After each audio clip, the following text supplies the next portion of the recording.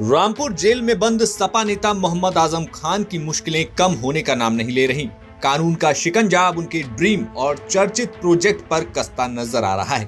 जिस जौहर यूनिवर्सिटी को आजम खान का ड्रीम प्रोजेक्ट कहा जाता है, अब उसी से जुड़े मोहम्मद अली जौहर ट्रस्ट पर इनकम टैक्स ने नोटिस जारी किया है। आयकर विभाग ने मोहम्मद अली जौहर ट्रस्ट को नोटिस जारी करके चैरिटेबल ट्रस्ट के तौर पर टैक्स छूट को निरस्त किए जाने को लेकर जवाब मांगा है। विभाग का आरोप है कि आजम खान ने जौहर ट्रस्ट के नाम पर सरकारी जमीन और सरकारी धन का दुरुपयोग किया। इतना ही नहीं, चैरिटी के उद्देश्य से स्थापित ट्रस्ट को कथित तौर पर निजी और पारिवारिक ट्रस्ट में तब्दील कर दिया गया।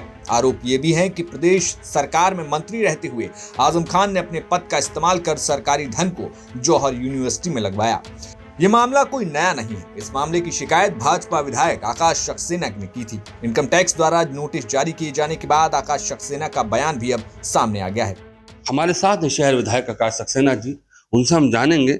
उससे पहले हम बताएं कि 2017 में एक शिकायत उन्होंने इनकम टैक्स को की थी कि जौहर ट्रस्ट के खिलाफ। आज उसमें 17 जून को उसमें एक नोटिस जारी हुआ है। क्या है पूरा मामला जी विधायक जी, क्या था पूरा? ये शिकायतें तो पहले की गई थी इस मामले में, चाहे वो इनकम टैक्स का मामला रहा हो या सरकार से संबंधित जितनी भी जो ये सरकारी भूमि से संबंधित जो मामले थे, समय समय पर सब शिकायतें वो की गई।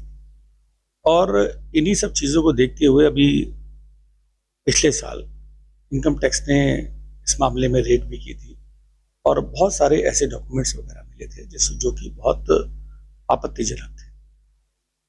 आज के नोटिस की अगर हम बात करें तो उस नोटिस के आधार पर जौहर जो ट्रस्ट है, सुप्रीम कोर्ट और हाई कोर्ट ने ये टिप्पणी की है अपने कई फैसलों में कि जो ट्रस्ट है ये पूरी तरीके से परिवार है। अगर हम बात करें कि 7 उसके सदस्य हैं तो उसमें से 6 सदस्य उनके घर के ही हैं। तो ट्रस्ट जो है वो एक प्लानिंग के आधार पर बनाया गया, व्यक्तिगत फायदे को उठाने के लिए बनाया गया और 560 एकड़ की यूनिवर्सिटी में 350 एकड़ सरकारी जमीन का होना, ये अपने आप में सीधा सीधा ये दर्शाता है कि इस यूनिवर्सिटी का जो उद्देश्य था वो जमीनों पर कब्जा कर अपना एक साम्राज्य खड़ा करना था। लेकिन आज प्रदेश में योगी सरकार है और देश में मोदी सरकार है। हर चीजों को किसी ने अगर कुछ गलत किया है तो उसको उसकी सजा मिलेगी और मिल रही है। तो विधायक जी, एक नोटिस के अंदर एक मस्जिद का भी जिक्र है, ये क्या है पूरा मामला? देखिए, वो जिक्र इस तरीके से है कि अगर कोई भी शिक्षण संस्थान जिसमें सरकारी पैसे का इन्वॉल्वमेंट है, आप उसमें शिक्षण कार्य तो जो कर रहे हैं वो एक अलग बात है, लेकिन आप उसको एक धार्मिक तरीके से जब पब्लिक के सामने जो क्या मैसेज देना चाहते हैं। और अगर मैं सिर्फ रामपुर की ही बात करूं तो इन्हीं के द्वारा ये अपने स्टेटमेंट्स अगर आप पुराने उठा के देखेंगे तो उसमें साफ साफ कहा गया था कि मेरी मस्जिद रामपुर की सबसे बड़ी मस्जिद, मेरी मस्जिद रामपुर की जामा मस्जिद से बड़ी मस्जिद, और ये मेरी मस्जिद ऐसी है जिसमें मेरे अलावा कोई और नमाज नहीं पढ़ेगा। उसका जीता जागता प्रमाण आप सबको पता है कि मस्जिद बनने के बाद जब आसपास के गांव वाले उस मस्जिद में नमाज पढ़ने आए तो पुलिस ने डंडे मारकर इनकी सरकार में उनको बाहर निकाल दिया। तो ये क्या मतलब है? शिक्षण संस्थान भी आप अपने फायदे के लिए बनाएंगे, आप धार्मिक चीज मस्जिद वो भी आप अपने लिए बनाएंगे। तो ये सब चीजें कहीं ना कहीं बहुत ज्यादा गलत है। सवाल इसमें नोटिस में ये भी है कि चैरिटी वाला कोई काम हमें नहीं देखने को मिल रहा है, तो क्या इसमें?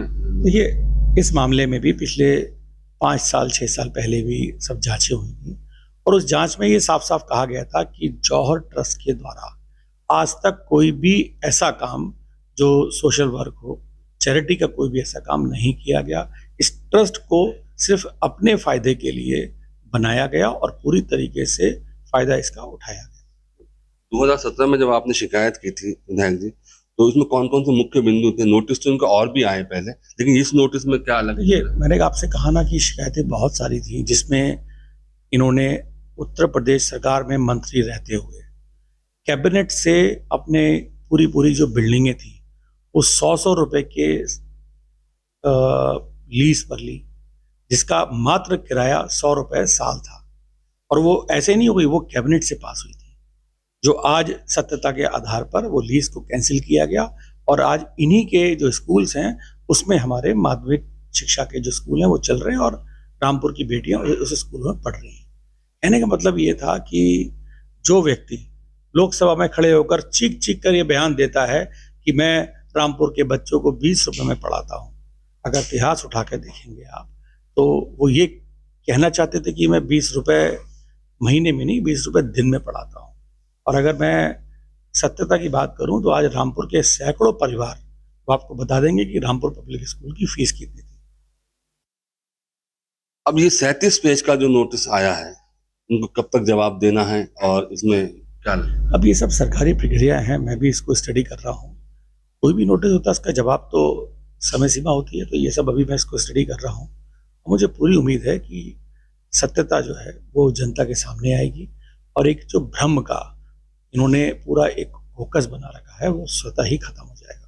हमसे बात करने के लिए तो ये शहर विधायक आकाश सक्सेना जी थे, जिनसे हमने बात की। उन्होंने जौहर यूनिवर्सिटी को, जौहर ट्रस्ट को जो नोटिस आया उसके मामले को पूरी जानकारी दी। प्रदेश में सपा सरकार के दौरान साल 2005 में जौहर ट्रस्ट को 12.50 एकड़ से ज्यादा जमीन खरीदने की शर्तों के साथ अनुमति दी गई थी। मोहम्मद अली जौहर विश्वविद्यालय की नींव साल 2006 में रखी गई, जिसका शिलान्यास तत्कालीन मुख्यमंत्री मुलायम सिंह ने किया था। शिलान्यास के तकरीबन 6 साल बाद यूनिवर्सिटी का उद्घाटन प्रदेश में मुख्यमंत्री अखिलेश यादव और पूर्व मुख्यमंत्री मुलायम सिंह यादव ने किया। बता दें कि जौहर ट्रस्ट ने गरीब बच्चों को मुफ्त शिक्षा और परोपकार का काम करने की जानकारी दी थी। हालांकि बाद में इसको लेकर विवाद बढ़ता गया और लीज की शर्तों का उल्लंघन समेत कई गड़बड़ियों को लेकर बीजेपी नेता आकाश सक्सेना ने शिकायत की। शिकायत के आधार पर जांच शुरू हुई और रामपुर प्रशासन की तरफ से कराई गई जांच में आरोप सही पाए गए। रामपुर से आमिर खान की रिपोर्ट, यूपी तक। जब आप टिकट बांटने की बात करते हैं तो ज्यादा वक्त नहीं गुजरा, आप बोलते थे कि पूरे सहारनपुर की 7 की 7 सीटें मैं दूंगा, मैं बांटूंगा और 7 की 7 सीटें मैं कांग्रेस पार्टी को के लिए लड़ाऊंगा। क्या अभी भी उसी स्टैंड पर है? कांग्रेस? हाँ। मैं तो अपना इस्तेमाल ही नहीं करता हूं, मैं कांग्रेस इस्तेमाल करता हूं। कांग्रेस जो कांग्रेस की वो होगा, ये कांग्रेस का मजबूत जिला है और सब कांग्रेस की सीट यहां लड़ेंगी। 2017 में 5 नहीं लड़े थे क्या हम? 2017 में तो अखिलेश जी मुख्यमंत्री थे, तब भी तो मैं 5 ही लिए थे, तब तो मैं एमपी भी नहीं था। तो इसमें आश्चर्यचकित करने वाली तो कोई ऐसी बात नहीं है जो मैंने बोल दी है। इसमें कोई आश्चर्यचकित करने वाली बात नहीं है। अखिलेश जी मुख्यमंत्री थे, मैं कुछ भी नहीं था। 5 लिए थे हमने, 5 लड़े थे, तो अब के लड़ दूंगा तो कौन सी बड़ी बात होगी? तो 5 लड़ेंगे या 7 लड़ेंगे? नहीं, 5 ही लड़ेंगे। 5 ही बोला था मैंने, 5 ही लड़ेंगे। अब लड़ेंगे इंशाल्लाह। मतलब सहारनपुर की 5 सीटें कांग्रेस पार्टी ही लड़ेगी। हाँ, तो क्यों?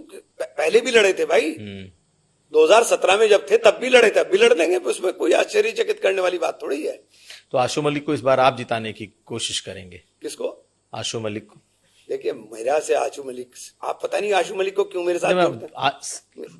कोई मेरा वहां मेरा कैंडिडेट है, 47,000 वोट से जीता हूं मैं वहां से, और इनकी मुखालफत के बाद जीता हूं, कोई इनकी माफकत के बाद नहीं जीता हूं।